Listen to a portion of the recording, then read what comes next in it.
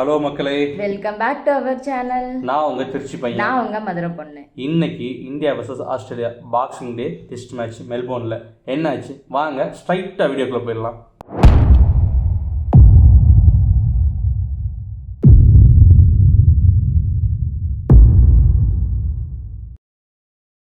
Border Gavaskar trophy India ஆஸ்திரேலியாவுக்கு tour போயிருக்காங்க. 4th test வந்து பார்த்தீங்கன்னா இன்னைக்கு பாக்ஸிங் டே டெஸ்ட்டு மெல்போர்னில் இன்னைக்கு காலையில் 5 மணிக்கு ஸ்டார்ட் ஆயிருக்குங்க. ஏங்க எனக்கு ஒரு டவுட்டு. என்னடாமா? கிரிக்கெட் பற்றி பேசுகிறோம் தானே கூப்பிட்டு வச்சு உட்கார வச்சு வீடியோ எடுத்துட்டு இருக்கீங்க. ஆமாம். அப்புறம் என்ன பாக்ஸிங் இருக்கீங்க, என்ன கதை அது?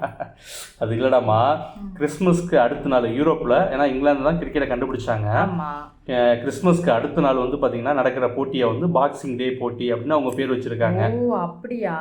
நான் கூட நம்ம சேனல்ல புதுசா ஏதோ பாக்ஸிங் ரிவ்யூலாம் போட போறோமே, என்னடா கிரிக்கெட் தானே காலைல இருந்து பார்த்துட்டு இருக்கோம் அப்படின்னு யோசிச்சுட்டு. இல்லை அதான் கிறிஸ்மஸ்க்கு அடுத்த நாள் நடக்கிற போட்டியை வந்து பார்த்தீங்கன்னா பாக்ஸிங் டே போட்டிம்பாங்க. அவங்களுக்கு அந்த யூரோப்பியன் கல்ச்சருக்கு வந்து அவங்களுக்கு ஒரு பெருமை. கிறிஸ்மஸ்க்கு அடுத்த நாள், கிறிஸ்மஸ் வந்து இயேசு கிறிஸ்து பிறந்திருக்காரு, அதுக்கு அடுத்த நாள் ஒரு போட்டி நடக்குது, அதை நம்ம வந்து வெற்றி பெறணும் அப்படின்னு மாதிரி ஒரு இதில் இருப்பாங்க. அதில் ஜெயிக்கிறத அவங்க ஒரு பெருமையாகவே கருதுவாங்க.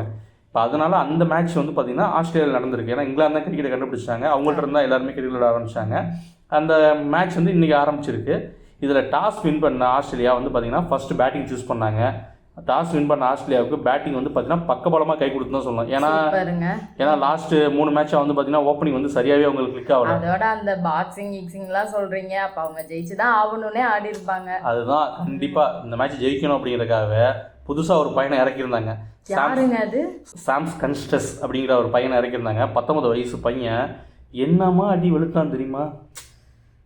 சத்தியமாக முடியல, அடி உரின்னு உரிச்சிட்டான். ஏங்க நம்ம தான் பும்ரா வச்சுருந்தோமேங்க, பும்ரா தான் அந்த பையனை விக்கெட் எடுத்துருப்பாரு. கரெக்டு தான். ஆனால் என்னது, அந்த பையன் அடித்ததே பும்ராவை தான். ஓ இப்படி ஒன்று இருக்கோ? சண்டகோழி படத்தில் கால் பண்ணி சொல்லுவாள்ல, ஏங்க அந்த பையன் இது பண்ணிட்டாங்க, ஏன்னா யாருன்னு கொஞ்சம் விவரம் சொல்கிறீங்களா? யாருன்னு? அண்ணன் ஊரில் இல்லையா? அந்த பையன் யாரை கேட்டா? ஐயோ மொக்க அடித்ததே அண்ணனதாயா அடிப்பா. அது மாதிரி அந்த பையன் அடித்ததையே வந்து பார்த்தீங்கன்னா பும்ராவை தான். ஏன்னா பும்ரானால பயந்து வந்து நம்ம ஆளுங்க விளையாடுவாங்க. என்னடா அது பும்ரா பால் எப்படா அடிக்கிறது? ஏன்னா அந்த அளவுக்கு திறமையான ஆளு. இன்னைக்கு இருக்க கிரிக்கெட்ல நம்பர் 1 பவுலர்னா அது பும்ரா தான். அதுல மாற்றுக்கிறது யாருமே இல்லை, எல்லாருமே ஒத்துப்பாங்க. அப்பேற்பட்ட பும்ராவை அந்த பையன் பேட்டி கொடுத்துருந்தான் மேட்ச் வர முன்னாடி. எனக்கு பும்ரா பார்த்து பையன் இல்லை அப்படின்னு. சரி தம்பி பையன் பேட்டி கொடுத்துருந்தான், அதெல்லாம் கொடுத்துருந்தான். சரி சின்ன பையன் ஏதோ தைரியமா பேசுறான்னு பார்த்தா சிறப்பான செய்கை செஞ்சு விட்டு போயிட்டான். ஒரே ஓவரில் 2 6 4 அடி வெளுன்னு வெளுத்து 14 ரன்னு. ஐயோ தாங்க முடியல. ஏன்னா பும்ராவுக்கு என்ன பண்ணுறது தெரியல. ஃபஸ்ட்டு ஒரு 2 ஓவர் வந்து பார்த்தீங்கன்னா நல்ல ஒரு லைனில் நேரத்தில் போட்டு இருந்தாப்புல. அதுக்கப்புறம் ஒன்றுமே முடியல. ஆஸ்திரேலியாவுக்கு இந்த மேட்ச் வந்து செம்மையாக கிளிக் ஆகிருக்குன்னு தான் சொல்லணும். ஏன்னா அதாவது எந்த ஒரு இதுக்குமே வந்து பார்த்தீங்கன்னா ஆரம்பம்னு ஒன்று இருக்குது. ஆரம்பம் சரியாக இது பண்ணலாம், முதல் கோணல் முற்றிலும் கோணல்பாங்க. அது மாதிரி தான் இவங்களுக்கு ஓப்பனிங்கில் சொதப்புவாங்க. அடுத்து வந்து ப்ரெஷர் வந்து இருக்கும், ஸ்மித்துக்கும் ப்ரெஷர் இருக்கும், லபிஷனுக்கும் ப்ரெஷர் இருக்கும், அவங்களால ஒழுங்காக விளாட முடியாது.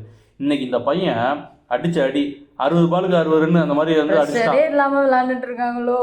அதுதான் உண்மை. அப்படி விளையாண்டதுல ஃபார்ம் அவுட்ல இருந்த எல்லாருமே நீ ஃபார்முக்கு வந்துட்டாங்க. ஏன்னா இங்க ஓப்பனிங் செட் ஆகலை அப்படிங்கும்போது இவங்க ரன் அடிக்கணும்னு அடிக்க போறாங்க, ஈஸியா அவுட் ஆயிடுறாங்க. ஓப்பனிங்ல நல்லா ரன் வந்ததுக்கு அப்புறம் இவங்க உருட்ட ஆரம்பிச்சாங்க.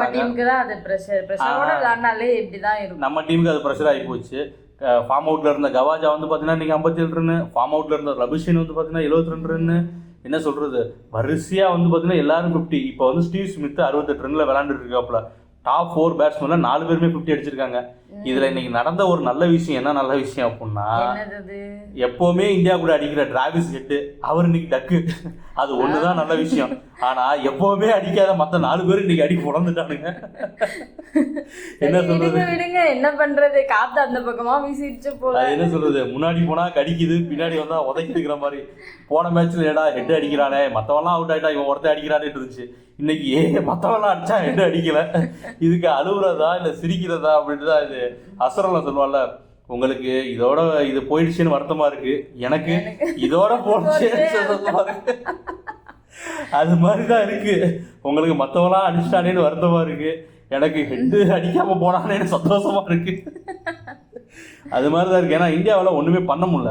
மெல்போர்ன் கிரவுண்டு கொஞ்சம் ஓரளவுக்கு பேட்டிங் கொஞ்சம் சாதமான கிரவுண்டு. மொதல் ஒரு 5 ஓவர் பந்து தேயிற வரைக்கும் கொஞ்சம் சமாளிச்சிட்டானா, அதுக்கப்புறம் பேட்டிங் நல்லா ஒத்துழைப்பு கொடுக்குற கிரவுண்டு தான். அதனால் மொதல் 5 ஓவர் அந்த பையன் வந்து அடி வெளுத்தானா, அதுக்கப்புறம் வரவங்க வந்து ப்ரெஷர் இல்லாமல் விளையாட ஆரம்பிச்சிட்டாங்க. அதனால் ஒன்றுமே பண்ண முடியல.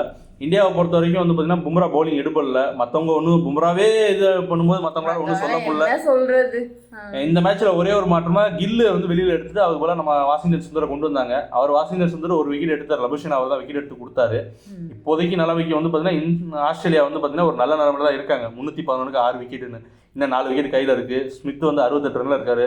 நாளைக்கு கண்டிப்பாக அவர் செஞ்சுரி போகிற பிளானில் இருப்பார். அவரை செஞ்சுரி போட விடாம இந்த 68-70 சுருட்டிட்டு மற்ற ஜெயிலரையும் எவ்வளோக்கு சீக்கிரமாக நம்ம அவுட் ஆகிறோமோ அவ்வளோக்கு நமக்கு நல்லது.